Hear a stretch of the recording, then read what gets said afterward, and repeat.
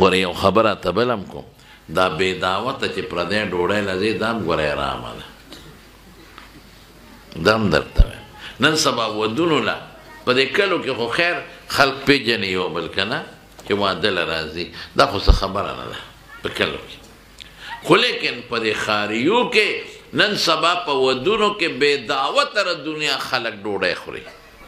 مونږ ته خلک وایي چې مولوي صاحب دا ووایه خلکو ته وایي مونږ د 300 کسانو انتظام کړي نو مونږ 300 بللي نو مونږ ولې د 600 انتظام وکړو او بیا وروستو چې وشمېرلی شي نو د 1000 نه هم زیات خلک راغلي دا څوک دا ټول په پېښور کې ډېر خلک ځان له خپل یو شکل یې جوړ کړي هغه د 100 روپو پتلونه یې غشتي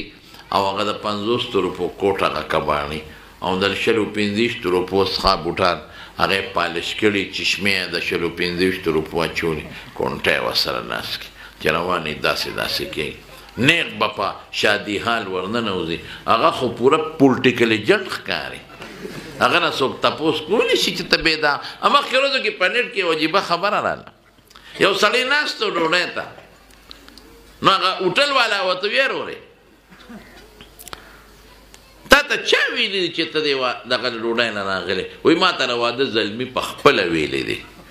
هغو ته دا خو واده نه دی دا خو د ماشوم حقیقه ده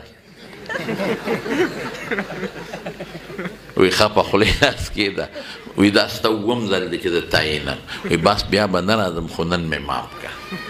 ښه قراقوري ټوپۍ کباړي په سر کړې ده او ښه لاس کې کونټۍ نیولې ده دا ګردي په دی او زمونږ په وطنونو کې یو شی شته ګورې ښځې غلا کوي پخوا به ښځو په لوپټو کې روجۍ چولې اوس ښځو ځان سره د پلاسټک ګوتۍ په ترخ په جیب کې منډلي لومبی غوری خو بس هغې کې واچوي دا ګناه رسول الله مبارک فرمای زما په خبره مه خفه کېږئ زما خبرې اصلاحي وي